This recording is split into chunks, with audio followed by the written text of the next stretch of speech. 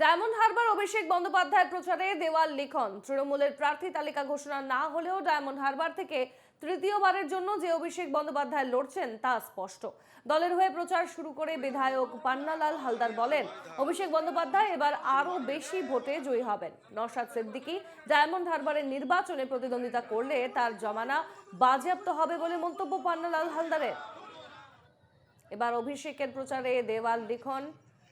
অভিষেক বন্দ্যোপাধ্যায়ের প্রচারে দেওয়াল লিখন শুরু ডায়মন্ড হারবারে। দলের হয়ে প্রচারে নামলেন বিধায়ক পান্নালাল হালদার।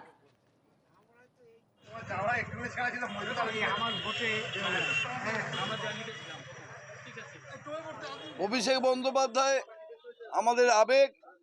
অভিষেক বন্দ্যোপাধ্যায় তার সাংসদ জীবনে আমাদের এলাকায় যে কর্মকাণ্ড সৃষ্টি করেছেন, ছোটখাটো ভাতা তার নিজস্ব উদ্যোগ, কল্পতরু প্রকল্প তার নিজস্ব উদ্যোগ, diamond Harbour MP cup tournament তার নিজস্ব উদ্যোগ, মামাটি মানুষের সরকার দরদির উপকার মুখ্যমন্ত্রী মমতাজির একের পর এক প্রকল্প সৃষ্টি করে যেভাবে গণদেবতার সেবা করেছে, সেই আদর্শকে পাথেয় করে অভিষেক বন্দ্যোপাধ্যায়ের আমাদের আজকের দিনে দাঁড়িয়ে আপনজন আত্মীয়।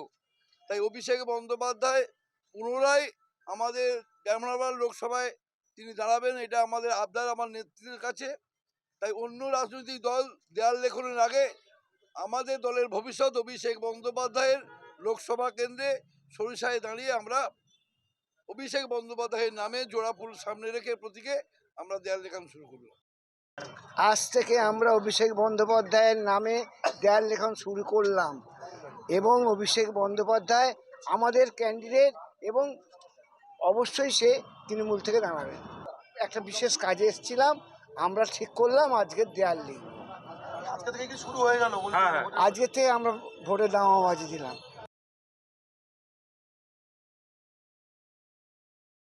যেমনটা জানি, তবুও ডায়মন্ড হারবার থেকে যে তৃতীয়বারের জন্য অভিষেক বন্দ্যোপাধ্যায় লড়ছেন তা স্পষ্ট, কারণ এবার দেওয়াল লিখন শুরু হলো ডায়মন্ড হারবারে অভিষেক বন্দ্যোপাধ্যায়ের নামে। দলের হয়ে প্রচার শুরু করে বিধায়ক পান্নালাল হালদার জানান যে অভিষেক বন্দ্যোপাধ্যায় এবার আরো বেশি ভোটে জয়ী হবেন।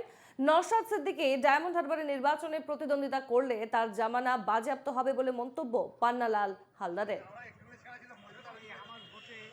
বিস্তারিত জানবো, টেলিফোন লাইনে রয়েছেন আমাদের প্রতিনিধি অরিজিৎ মন্ডল। অরিজিৎ, এবার স্পষ্ট যে ডায়মন্ড হারবার থেকে অভিষেক বন্দ্যোপাধ্যায় লড়ছেন, কেননা এবার তৃতীয়বারের জন্য যে তিনি লড়ছেন তা বোঝা যাচ্ছে যে তার নামে এবার দেওয়াল লিখন শুরু হলো।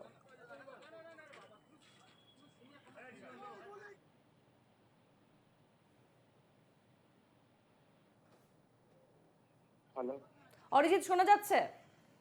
হ্যাঁ দেখো স্বর্ণালী, একেবারেই তুমি যেমনটা জানালে, একেবারেই কিন্তু সকাল থেকেই ডায়মন্ড হারবার বিধানসভার যিনি বিধায়ক রয়েছেন পান্নালাল হালদার এবং অন্যদিকে ডায়মন্ড হারবার বিধানসভার নবনিযুক্ত যিনি তৃণমূল কংগ্রেসের অবজারভার শামীম আহমেদ দলীয় নেতৃত্বদের সাথে নিয়ে কিন্তু একেবারে বিভিন্ন জায়গায় অভিষেক বন্দ্যোপাধ্যায়ের নামে কিন্তু একেবারে নির্বাচনী প্রচারের যে দেয়াল লিখন তা কিন্তু শুরু করে দিয়েছেন এবং যেখানটায় কিন্তু এলাকার বহু মানুষ সেই দেয়াল লিখনে উপস্থিত হয়েছিল তৃণমূল কর্মী সমর্থকেরা। তবে দেখো, একটা প্রশ্ন চিহ্ন থেকে যাচ্ছে যে এখনো কিন্তু তৃণমূলের পক্ষ থেকে প্রার্থী তালিকা ঘোষণা করা হয়নি। সেই জায়গা থেকে দাঁড়িয়ে কিন্তু যখন জিজ্ঞেস করা হয় তখন কিন্তু ডায়মন্ড হারবার বিধানসভার যিনি বিধায়ক রয়েছেন তিনি পরিষ্কারভাবে জানায় যে অভিষেক বন্দ্যোপাধ্যায় ডায়মন্ড থেকে লড়বেন। সেই কারণেই কিন্তু আমরা আত্মবিশ্বাসী, যে কারণে অনেক আগে থেকে আমরা দেয়াল লিখন শুরু করে দিয়েছি।